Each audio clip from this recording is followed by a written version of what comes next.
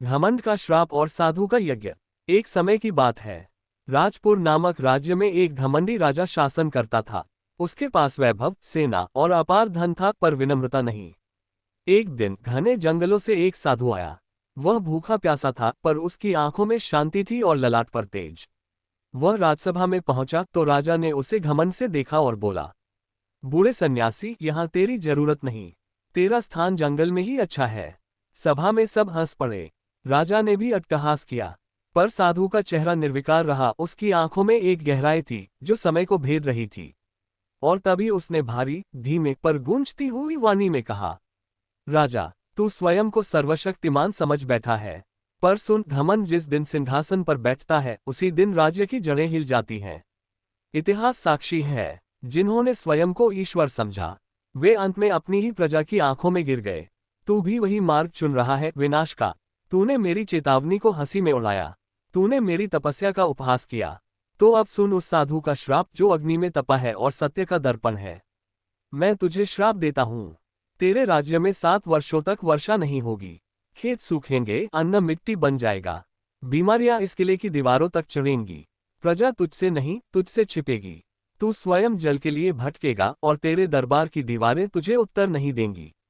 और सबसे बड़ी बात, तेरा वह घमंड जिससे तू अपने को ईश्वर समझता है, वही तुझे सबसे नीच स्थान तक गिरा देगा।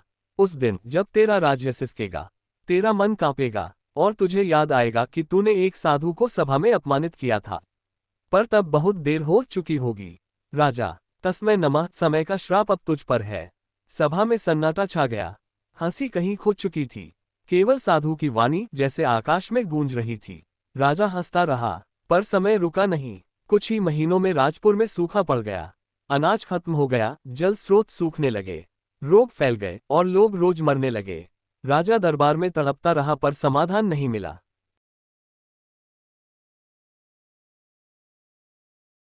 महारानी, जो अत्यंत बुद्धिमती थी, ये सब देख रही थी। उसने राजा को कहा, राजन, ये साधु का श्राप है। हमें उससे क्षमा मांगनी होगी। राजा ने मुंह फेर लिया। तब महारानी ने स्वयं उस साधु को ढूंढने का निश्चय किया। वह अकेले जंगलों में भटकी, भूखी प्यासी एक कुटिया के पास पहुंची जहां वही साधु धूनी रमाए बैठा था। महारानी उसके चरणों में गिरी और कहा, हे गुरुदेव, मैं आई हूं आपके द्वार पर।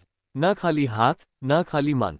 मैं लाई हूं अपने जीवन की टूटी माला, कुछ बिखरे मोती, कुछ उलझे धागे, और लाई हूं वो श्रद्धा जो अब तक कहीं भटकी रही। आपने ही तो कहा था कि जब समय आ जाए, शिष्य अपने आप गुरु तक पहुंच जाता है। और देखिए, आज मैं यहाँ हूँ। आप ब्रह्मा हैं, मेरा पुनर्जन्म आपके सानिध्य में हो। आप विष्णु हैं, मेरे जीवन का संतुलन आपसे जुड़ा है। आप शिव हैं, जो मेरे भीतर के अंधकार को जला सकते हैं। मैंने बहुत भटका है, शब्दों में, भावनाओं में, अपने ही भ्रमों में, पर अब थक चुकी हूँ।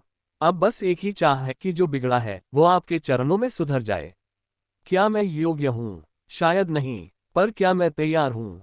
हाँ, पूरी तरह। मेरा अहम, मेरी गलती, मेरा भटका हुआ मन सब आपके चरणों में रख दिया है। अब बस एक ही प्रार्थना है, मुझे फिर से बनाए। जैसा आप देखना चाहते हैं वैसा गढ़िए।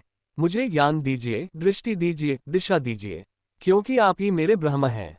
आप ही मेरा पथ है, और आप ही मेरे भीतर छुपे दीप का उजाला है।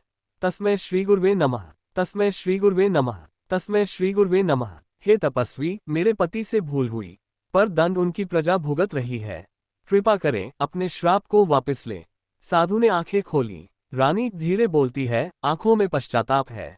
हे गुरुवर, मैं आई हूँ उस रानी के रूप में नहीं जिसने घमंडी राजा से विवाह किया, बल्कि उस शिष्य के रूप में जो आज जीवन की सबसे बड़ी गलती को समझकर आपके द्वार पर आई है।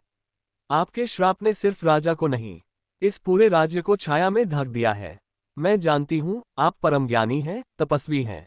आपके श्राप में केवल क्रोध नहीं, चेतावनी भी थी। और आज मैं यहाँ हूँ सिर झुकाकर, क्षमा मांगने नहीं, मार्ग मांगने। तारांकन, क्या कोई उपाय है गुरुदेव? क्या तप, यज्ञ, सेवा कुछ ऐसा है जिससे ये श्राप हल्का हो सके? क्या मैं एक स्त्री होकर इस राज्य के लिए कोई दिया जला सकती हूँ? ऋषि चुप रहते हैं। रानी रोती नहीं, पर उसकी आवाज कांपती है। रानी अब शांत भाव से, आप ब्रह्मा हैं जो भूलों को समझने की बुद्धि देते हैं। आप विष्णु हैं जो विनाश से पहले एक अवसर जरूर देते हैं।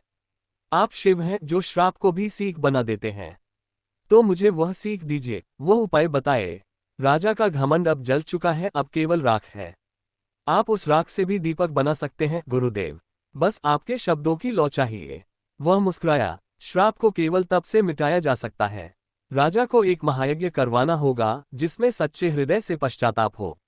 तभी प्रकृति शांत होगी। महारानी लौटी और राजा को मनाया। पूरा राज्य इकट्ठा हुआ, यज्ञ हुआ और साधु स्वयं हवन में आहुति देने पहुंचे। 3 दिन तक अग्नि जली और चौथे दिन आकाश में काले बादल उमड़ आए। वर्षा हुई, नदियां फिर से बह चली, बीमारियां थम गईं। राजा ने सिंहासन से उतरकर साधु को प्रणाम किया और कहा, मैंने तुझे नहीं पहचाना, पर तू मेरी आंखें खोल गया। इस बार साधु राज्य का सम्मानित अतिथि बना। सीख मॉरल, जब घमंड आंखों पर पट्टी बांध दे तो विनाश अवश्य होता है, पर सच्चे पश्चाताप और विनम्रता से हर श्राप भी वरदान बन सकता है।